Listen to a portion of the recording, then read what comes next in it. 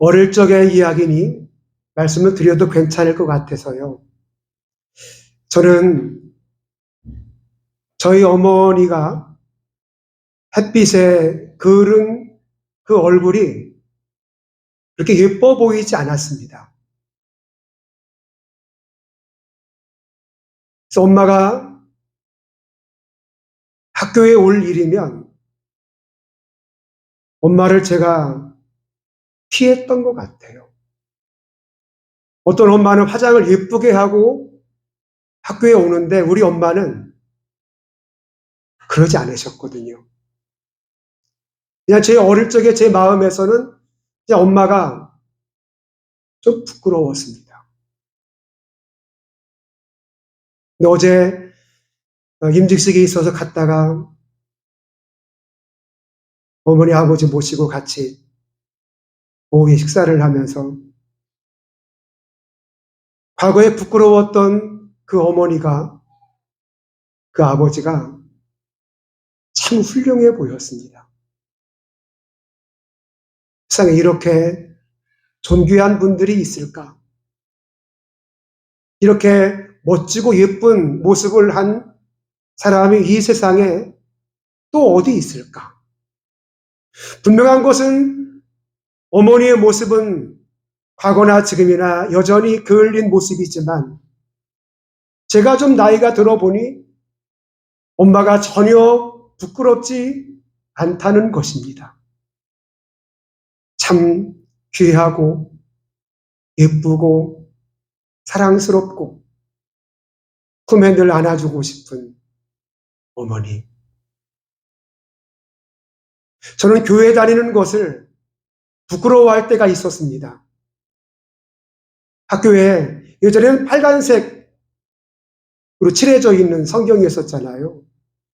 학교 다닐 때 그걸 가져가서 이렇게 보다가 친구들이 야 그거 뭐냐 그러면 응 아무것도 아니야. 그래서 성경이라고 이야기하지 못하고 응 아무것도 아니야 하면서 책가방에 집어넣었던 때도 있었고 또 제가 분리할 때 예수 믿는 사람임을 내색하지 않았던 저의 모습이었습니다. 돌아보니 그것이 저에게는 부끄러움이었습니다. 왜 내가 예수를 믿는다고 당당하게 이야기하지 못했을까? 내가 그리스도인이라고 왜 내가 더 당당하게 말하지 못했을까? 아마 그것은 삶이 뒷받침되어주지 못했기 때문에 그럴 수 있겠지만 그냥 예수를 믿는다는 것이 때로는 부끄러울 때가 있었습니다. 근데 오늘 내가 복음을 부끄러워하지 아니하노니 바울은 본인이 그리스도인인 것을 부끄러워하지 않는다는 것입니다. 유대 땅에 아무것도 없는 그 유대 땅에 어떻게 보면 아주 시골 같은 그 땅에 예수님께서 오시고 그분이 십자가에 돌아가시고 부활하신 그 주님을 만났어요.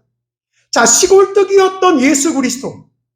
그분을 전할 때 많은 사람들은 야, 헬라인들이 보기에는 즉 로마인들이 보기에 예수는 아무것도 아닌 겁니다. 헬라의 문명이 얼마나 탁월했습니까? 법적으로 대단한 나라가 로마였습니다. 정치적으로 매우 탁월한 나라가 로마였습니다. 수학이나 철학이 발달한 나라가 로마였습니다. 특별히 헬라의 철학 같은 경우는 온 세계를 주름잡을 수 있을 만큼 대단한 철학을 가지고 있습니다. 철학에는 반드시 논리가 필요하죠. 그러나 예수를 믿는다는 것은, 예수를 따른다는 것은 논리가 필요 없습니다. 바울에게 논리가 필요 없고 나는 예수를 믿는다라고 이야기할 때 로마인들이 바울을 어떻게 볼까요? 예수 믿는 사람들을 어떻게 볼까요? 많은 사람들이 본인이 예수를 믿는다는 것을 말하지 못하는 것은 거기에 논리가 없었기 때문입니다. 그래서 내가 예수를 믿는다는 것을 다른 사람 앞에 말을 할 수가 없는 거죠. 왜? 그들의 철학에 당해낼 재간이 없기 때문에 늘 복음을 부끄러워했다는 것입니다. 그러면 복음은 무엇입니까? 복음은 우리를 구원에 이르게 한다고 성경은 말씀을 하고 있습니다. 복음, 그것은 죄의 문제를 해결해 주는 것이 복음입니다. 우리는 모두가 다 죄를 지은 사람입니다. 목사님, 저는 죄 안 집니다. 범죄는 드러난 것이 범죄지만 내 안에 있는 죄악들이 얼마나 많습니까? 내 안에 드러나지 않은, 밖으로 드러나지 않은 죄들이 내 안에 가득 차 있지 않습니까? 그 죄의 문제를 온전하게 해결한 분은 예수 그리스도, 그분밖에 없습니다. 모든 사람이 죄를 범하였음에 하나님의 심판에 이르게 되었다고 말씀하고 있습니다. 심판으로부터 자유하게 하는 것도 바로 복음의 힘입니다. 우리가 심판에 대해서 자유할 수 있는 것은 예수 그리스도를 믿음으로 말미암아 우리는 의의 심판을 받게 되며 의의 상급을 받게 된다는 것입니다. 또 한 가지는 죽음으로부터 자유하게 된다는 것이죠. 우리가 죽음을 두려워하지 않을 수는 없습니다. 하지만 우리가 믿지 않는 사람들과 다른 것은 우리는 죽은 이후에 또 다른 세계, 하나님의 나라에 들어갈 수 있다는 소망을 가졌기 때문에 타인의 죽음과는 많은 차이를 가지고 있습니다. 복음은 우리에게 죄에 대하여, 심판에 대하여, 죽음에 대하여 완전한 자유를 주고 있습니다. 바울은 그것을 자랑하고 싶은 것입니다. 헬라인들의 논리에 꽉 차 있는 이야기들 말고요. 아고라라고 하는 광장에 모여서 자기의 지식을 뽐내는 그런 논리나 지식 말고요. 죄의 문제를 해결하는, 사망의 문제를 해결하는, 심판의 문제를 해결하는, 거기는 논리가 따르지 않지만 이 진리를 받아들인 바울은 내가 복음을 부끄러워하지 아니하노니 라고 말씀을 하고 있습니다. 이 복음은 모든 믿는 자에게 구원을 주시는 하나님의 능력이 됩니다. 멀리는 유대인에게요, 그리고 헬라인에게로다. 복음이라고 하는 것은 유대인들에게 전유물이 아니었습니다. 헬라인들도, 로마에 있는 사람들, 온 세계에 있는 사람들이 이 복음이 들어가게 되면 죄의 문제나 심판에 대한 문제나 죽음에 대한 문제가 완벽하게 해결된다는 것을 바울은 알게 되었습니다. 그래서 헬라인들에게도 이 복음을 전하면서 그는 부끄러워하지 않았던 것이죠. 그러면 복음이라는 것은, 구원이라는 것은 어떻게 우리에게 다가올 수 있을까? 그것은 믿음을 통해서입니다. 예수 그리스도를 나의 주님으로 믿는 그 믿음을 통해서 하나님과의 관계가, 올바른 관계가 성립이 된다는 것이죠. 과거에 우리는 하나님과 우리와의 이 길이 서로 다른 길이었습니다. 서로 만날래야 만날 수 없는 철길처럼 서로 다른 방향으로 가는 우리들의 삶이었습니다. 그런데 우리가 예수를 믿는다는 것은 이렇게 서로 다른 길로 가고 있던 이 길을 이제 한 곳으로 모아놓는 것이, 이게 예수 그리스도의 십자가입니다.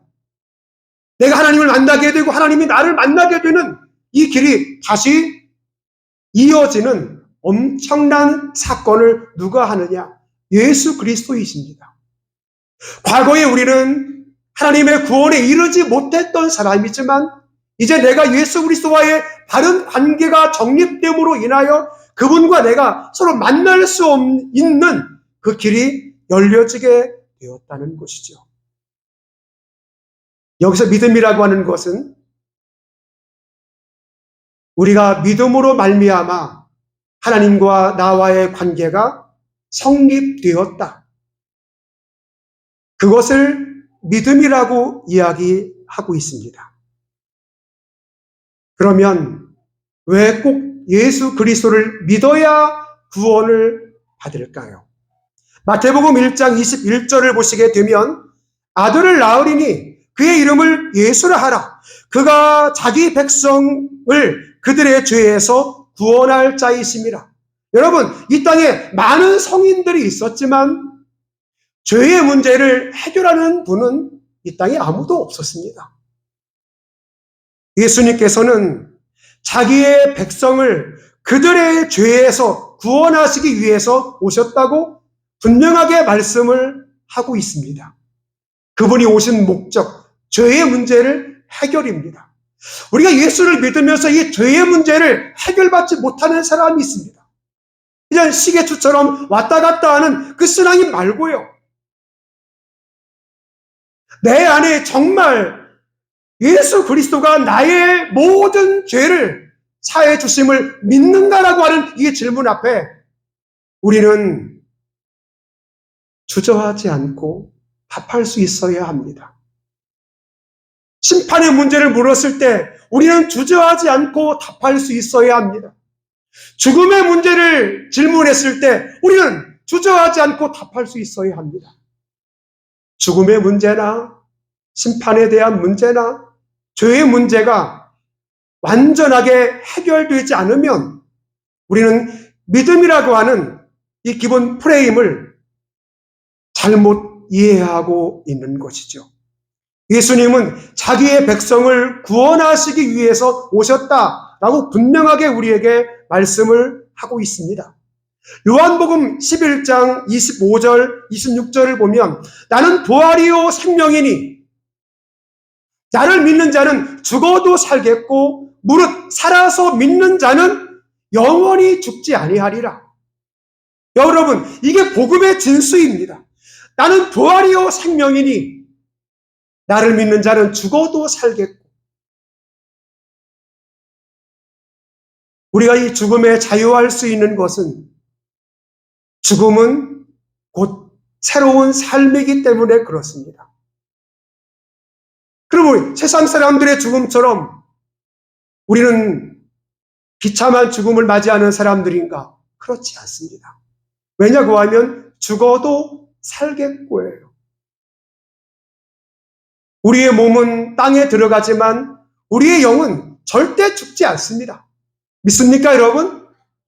우리는 모두가 다 하나님께로 갈 수 있는 완벽한 존재가 되어버렸습니다. 누구를 통해서? 예수 그리스도를 믿는 믿음으로 말미암아 온전한 존재가 된 것이죠. 성경은 그것을 의인이라고 말씀하고 있습니다. 죽어도 살겠고 죽어도 죽지 않는 존재. 그것이 바로 저와 여러분의 존재가 되는 줄로 믿습니다. 마태복음 16장 13절을 보시게 되면 예수님께서 묻습니다. 제자들에게. 얘들아, 인자를 누구라 하느냐? 인자는 사람의 아들을 이야기합니다. 그러니까 예수님은 온전한 인간이었고 온전한 신이었습니다.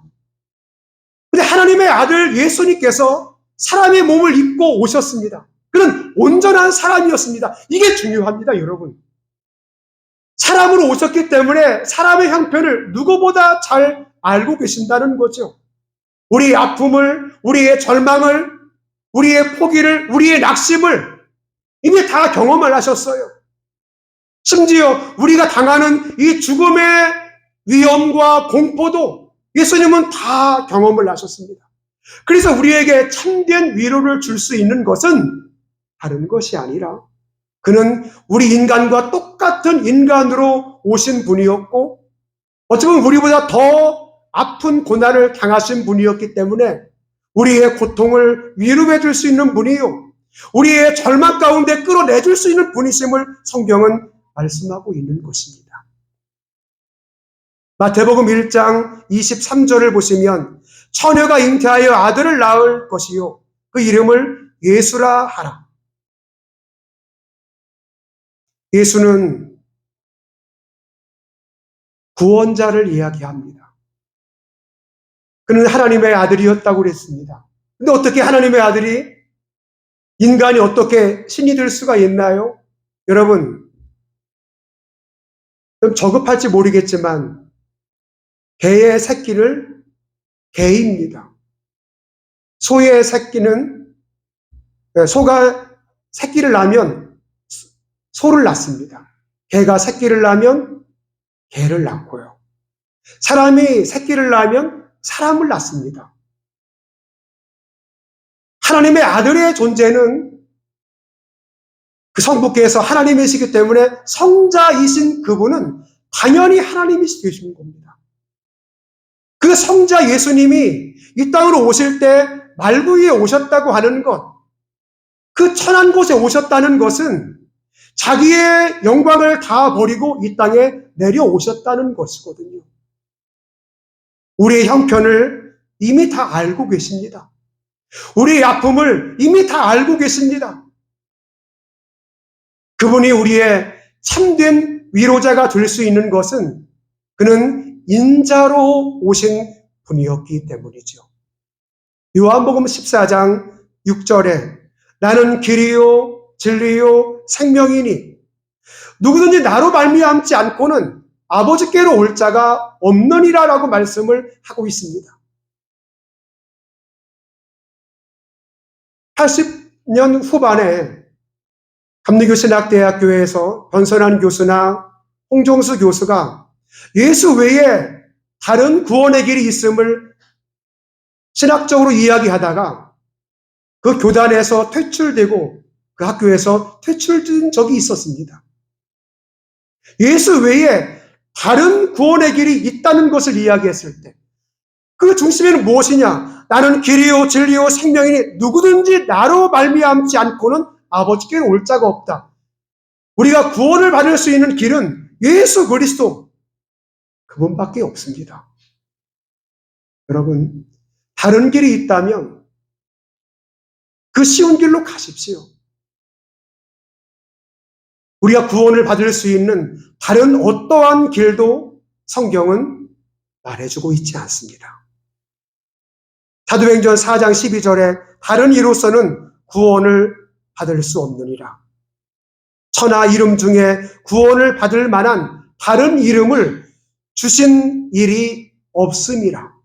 구원은 오직 예수 그리스도, 그분을 통해서 얻을 수 있다는 사실을 믿으시면 아멘 합시다. 그러면 우리는 어떠한 삶을 살아야 할까요? 바울은 내가 복음을 부끄러워하지 않는다고 그랬습니다. 즉 복음을 자랑한다는 것입니다. 내가 예수 믿는 사람이요 라고 하는 것을 모든 사람에게 드러내고 자랑한다는 것입니다. 우리 모두가 다 이런 사람이 되어지기를 축원합니다. 복음, 이걸 굿 뉴스라고 이야기합니다. 뉴앙겔리온. 그러면 이 뉴앙겔리온은 무엇을 이야기하는가? 당시에는 전쟁을 하게 되잖아요. 지금은 우크라이나에서 전쟁이 일어나는 것을 실시간으로 우리가 알아요. 댐이 폭파된 거를 금방 몇 분 안 돼서 전 세계에 있는 사람들이 다 알아요. 전쟁에 이겼느냐 졌느냐를 금방금방 다 안다니까? 근데 그 당시에는 그렇지를 않습니다. 한번 전쟁에 나가게 되면 3개월, 6개월 동안 전쟁터에 나가는 겁니다. 이겼는지 졌는지는 아무도 알 수가 없어요. 6개월 동안 전쟁을 하고 왔는데 한 집에 전사가 왔습니다. 그 소식을 전합니다. 기뻐하십시오! 우리가 이겼습니다! 이게 복음이에요, 여러분. 졌는지 이겼는지 아무도 모르고 있는데 누군가 와서 6개월 만에 찾아와가지고 1년 만에 찾아와서 우리가 이겼어요, 이겼어요. 우리가 그 땅을 차지하게 되었고 그들의 전리품들을 우리가 다 가지고 올 수 있게 되었어요. 기뻐하십시오. 그때 우리는 어떻게 할까요? 만세를 부를걸요. 이게 복음이라는 거예요. 여러분, 복음이 정말 이처럼 여러분에게 기쁨을 주신 적이 있습니까? 이 복음의 이 말씀을 들을 때마다 이렇게 감격스러운 일들이 매일같이 있습니까? 바울은 내가 복음을 부끄러워하지 않는다는 것은 이와 같은 의미입니다. 매일같이 그 복음이 자랑스러운 거예요. 그 복음 때문에 가슴이 설레는 겁니다. 그 복음 때문에 우리의 심장이 쿵쾅쿵쾅 뛰기 시작을 하는 겁니다. 그 복음이 나의 삶을 견인해 가도록 내가 그 복음에게 맡기는 그 삶을 이야기하죠. 말씀을 정리합니다. 제가 처음 차를 구입했을 때가 엑셀이라고 하는 차를 중고로다가 구입을 했어요. 페인트도 많이 벗겨지기도 했고, 옆에 그 식당에서 쓰던 그 승용차였기 때문에 스티커를 붙여놔가지고 뜯고 나니까는 거기가 뭐 난장판이 됐었죠. 그러니까 되게 저렴하게 그 차를 내놓은 겁니다. 그러니까 몇십만 원에 그 차를 구입을 해서 너무 좋아서 그를 끌고 와서 집 앞 주차장에다 놓고서 닦기 시작을 하는 거예요. 1시간만 닦는 게 아니고 2시간, 3시간 동안 그걸 닦고 있고, 그 다음날 아침에 새벽 예배 갔다 와 또 닦고 있었어요. 우리 바로 앞동에 살았던 그 구집사님이 계셨는데, 우리 반바지 입고 이렇게 나오면서, 여사님 뭐 하세요? 차 닦아요. 아이, 뭘 그렇게 닦아요? 페인트가 다 벗겨지겠네. 아니, 그래도 차가 너무 사랑스러워서 계속 닦았어요. 권사님, 지금 이렇게 닦아도 한 열흘만 지나봐요. 딱 나. 근데 그 구집사님이 밉더라고요. 자기 차는 더러워도 내 차는 깨끗해지고 싶었는데. 진짜 열흘이 뭐예요? 한 일주 지나고 나니까, 에휴, 뭐, 어차피 뭐 중고차인데. 그리고 그냥 막 교회 끌고 다니고, 학생들 태우고 다니고. 근데 여러분, 그 차를 처음 샀을 때 어떻게 하죠? 닦잖아요. 여러분, 이게 중요한 겁니다. 우리가 그리스도 안에서 거듭났다, 그리스도 안에서 새로운 피조물이다라고 하는 것은 이것을 이야기하는 거예요. 닦아도 그의 모습은 변하지 않는 것처럼 보여요. 그러나 내가 예수를 믿는다는 것은 나의 몸은 하나도 안 변했어요. 근데 이 내 영이 막 바꿔지고 있는 거예요. 누군가에 의해서. 복음의 힘이라는 것은 이와 같습니다. 내 모습은 하나도 변한 게 없지만 내 마음을 닦아내는, 내 이 더러운 영을 닦아내는 그 복음이 내 안에 들어오게 되면, 아무리 똥차지만, 중고차지만 그 모습이 점점점 더 깨끗한 모습으로 변하기 시작을 하잖아요. 예수를 믿는다는 것, 그것은 깨끗해지는 것입니다. 몸도 깨끗해지는 것이 당연하죠. 그러나 우리의 영혼이 점점점 깨끗해질 수 있는 것은 예수 그리스도의 십자가의 복음이 들어가게 되면 우리 영이 정결하게 되는 것이죠. 여러분, 깨끗한 영혼을 소유하고 싶지 않으십니까? 여러분의 깨끗한 몸을 소유하고 싶지 않으십니까? 예수 그리스도가 여러분의 삶의 주인 되도록 여러분의 삶을 내어 맡기십시오. 기도하겠습니다. 하나님,